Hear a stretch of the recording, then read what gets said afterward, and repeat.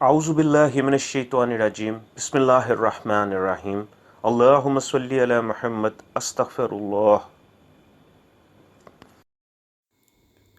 السلام علیکم ورحمۃ اللہ۔ سورہ فاتحہ میں موت کے سوا ہر بیماری کا علاج اور ہر مسئلے کا حل ہے، چاہے وہ بیماری جسمانی ہے یا روحانی بیماری ہے، چاہے وہ مسئلہ دینی ہے یا دنیاوی ہے۔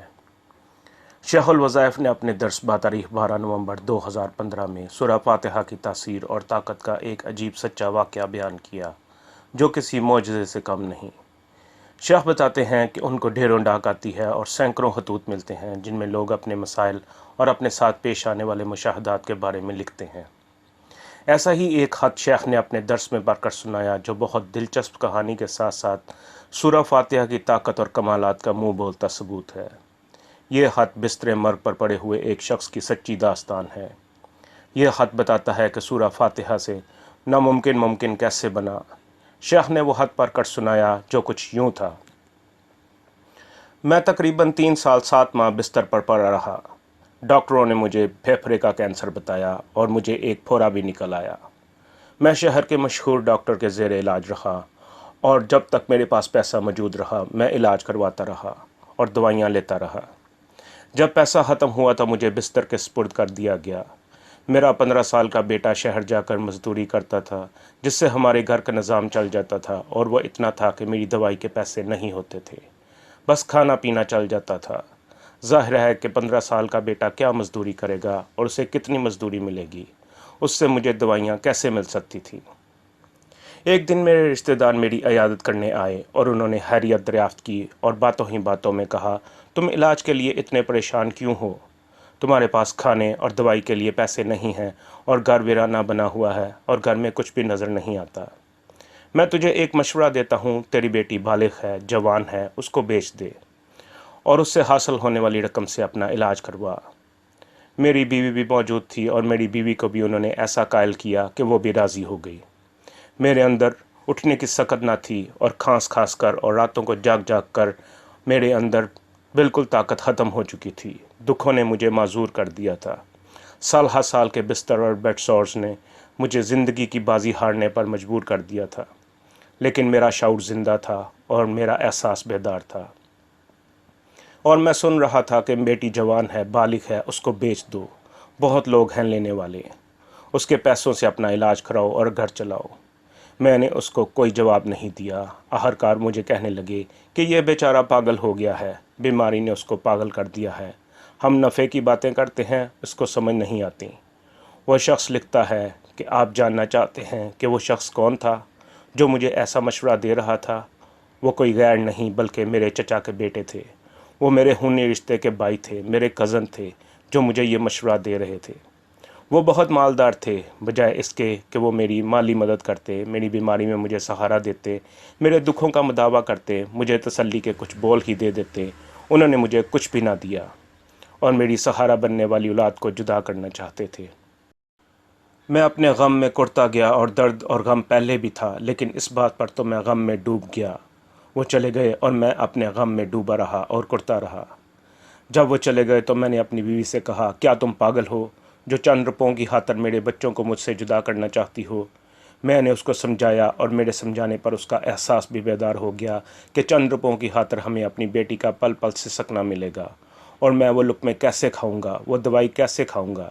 اس رات مجھے نیند نہ آئی اور میں ساری رات روتا رہا، اور پھر میں نے اللہ پاک سے باتیں کرنا شروع کر دیں اور اللہ کے ساتھ باتیں کرتا رہا۔ تسبیح آنے کا پیغام بھی یہی ہے کہ اللہ سے باتیں کیا کریں۔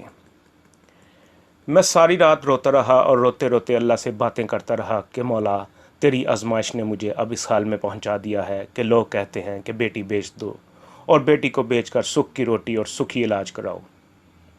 مولا، مجھے لوگوں کے حال پر نہ چھوڑنا، مجھے لوگوں کے حوالے نہ کرنا۔ بس ساری رات رب سے کیا کیا باتیں کی مجھے خود بھی یاد نہیں۔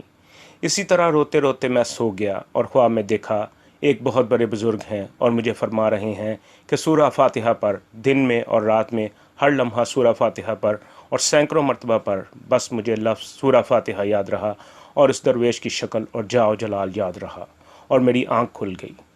میں تو ان پڑھ ہوں، لیکن مجھے سورہ فاتحہ کا نام یاد رہا جو کہ جاگنے کے بعد میرے ذہن میں نقش تھا۔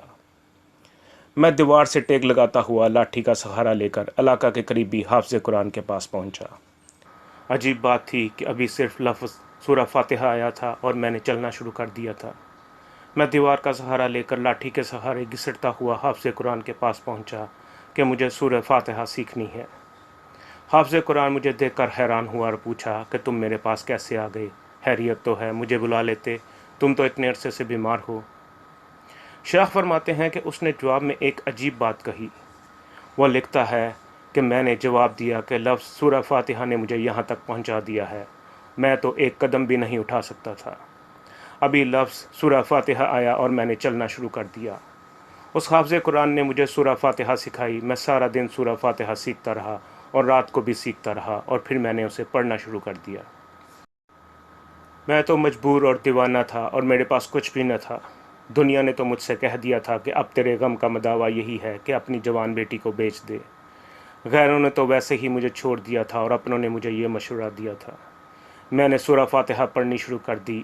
اس خط کو درمیان میں چھوڑ کر شیخ نے حاضرین سے ایک سوال کیا کہ جب انسان اس طرح کا بے بس ہو اور اس طرح کا بے سہارا ہو، اس طرح کا کوئی غم زدہ ہو، تو سوچو تو صحیح کہ اس کے منہ سے سورہ فاتحہ کس درد سے نکلی ہوگی، کس غم سے نکلی ہوگی، اور اس کا رو رو کے پڑھنا اور اس کا سوز کیسا ہوگا، اس کی سورہ فاتحہ نے عرش کو کیسے ہلا دیا ہوگا۔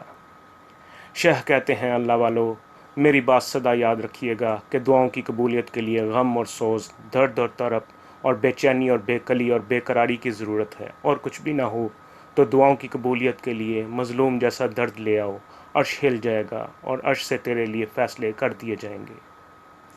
تب شیخ نے حد کا واقعہ حصہ سنایا۔ شیخ کہتے ہیں کہ میں نے یہ حد سنبھال کر رکھا ہوا تھا کہ دوستوں کی محفل میں سناؤں گا۔ وہ شخص مزید لکھتا ہے کہ میں سورہ فاتحہ پڑھتا تھا اور اپنی جھانکتی آنکھوں سے چاروں طرف دودیا روشنی دیکھتا تھا، اور اہل نظر بتاتے ہیں کہ یہ فرشتوں کا اترنا ہوتا ہے، اور فرشتوں کے اترنے کا مطلب ہے اللہ پاک کی خاص رحمت اور کرم کا اس شخص کی طرف متوجہ ہونا اور اس شخص کے حق میں فیصلوں کا ہونا۔ وہ آدمی لکھتا ہے کہ میری نگاہ جہاں جہاں تک جاتی تھی میں دور دور تک دودیا روشنی دیکھتا تھا۔ میں سورہ فاتحہ پڑھتا تھا اور اپنی بیماری اور قرض سے نجات اور خوشحالی کی دعائیں مانگتا تھا۔ میں مسلسل سورہ فاتحہ پڑھتا تھا کہ مولا، سارے چھوڑ گئے ہیں، کوئی میرا ساتھی نہیں ہے، میرا غم خوار کوئی نہیں ہے، بس اب میں صرف تجھے ہی پکارتا ہوں اور تیرے کلام کے ساتھ تجھے پکارتا ہوں۔ وہ آدمی مزید لکھتا ہے کہ ایک دفعہ سورہ فاتحہ پڑھتے پڑھتے مجھے نیند آ گئی، اور جب میری آنکھ کھلی تو میں نے اپنے جسم میں سے بیماری کو ختم پایا اور میری پشت پر جو پھورا تھا وہ بھی ختم ہو گیا۔ میں نے اللہ کے حضور سجدہ شکر کیا کہ میری بیماری ختم ہو گئی۔ میں اپنے گھر کے صحن میں چل پھر رہا تھا کہ میری بیوی میرے پاس آئی اور کہا، اللہ بخش، تیرے چہرے پر کیا رونق نظر آ رہی ہے جو آج سے پہلے نہیں دیکھی۔ سالوں کی بیماری نے تیرے چہرے کی رونق ختم کر دی تھی۔ تیرا چہرہ تو ویرانیوں کا اشتہار بن گیا تھا، اور ہمارے گھر بیماری نے ڈیرے ڈال دیے تھے اور دکھوں نے راج کر لیا تھا۔ غموں نے ہمیں اتنا ستایا کہ ہمارے آنسو ختم ہو گئے تھے۔ آج یہ تجھے کیا ہو گیا ہے؟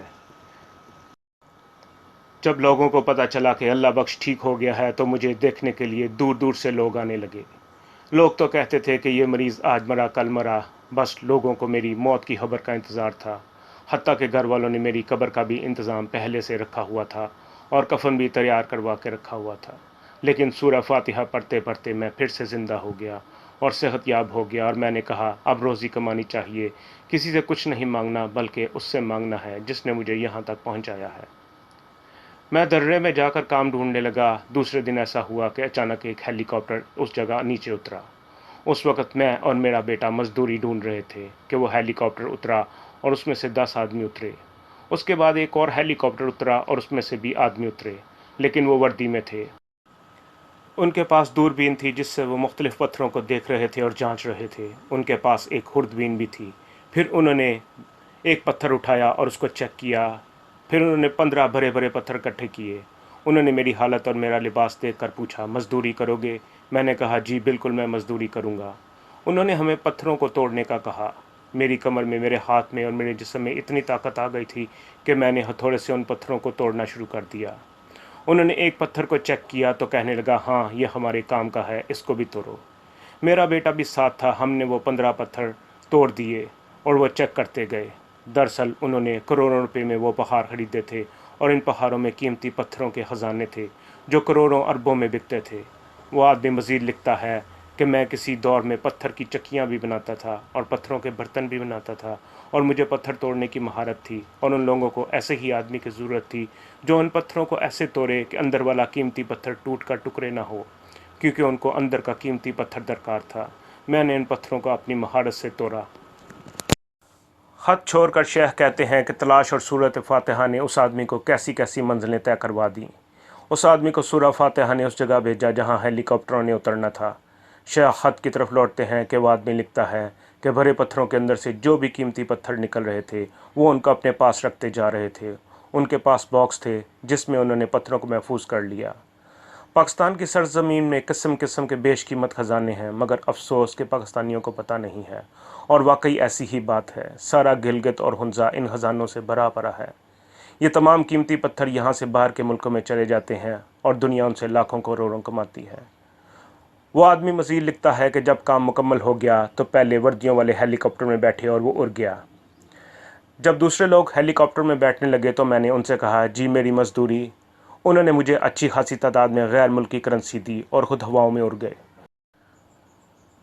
मैंने वो करेंसी एक शापर बैग में डालकर एक पत्थर में छुपा ली और उनमें से सिर्फ 2 नोट लेकर डेरा गाजी यहाँ अपने एक दोस्त के पास गया।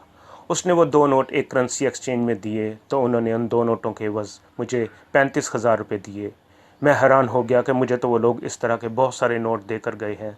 मैं बहुत खुश हुआ और रात की तन्हाई में अल्लाह के हुजूर सजदा रेज़ हुआ। उसके बाद मैंने अपने घर को जो गिरने के करीब था मरम्मत कराया और 2 कनाल का खूबसूरत घर बनाया। अपनी बेटी की एक अच्छे घराने में शादी की। मेरे बेटे को बहुत अच्छी जॉब मिल गई और मैं खुद रिज़्क़ हलाल में मशगूल हो गया। आज मेरे पास सेहत भी है, माल भी है, दौलत भी है, इज़्ज़त भी है, और जब बेटी को देखता हूँ तो बेटी के भी बेटे हैं और वो भी खुशहाल है। और मेरे वो चचाजाद भाई आज मेरे ग़ुलाम और मेरे दोस्त हैं जो कहते थे बेटी को बेच दे सुखी हो जाएगा।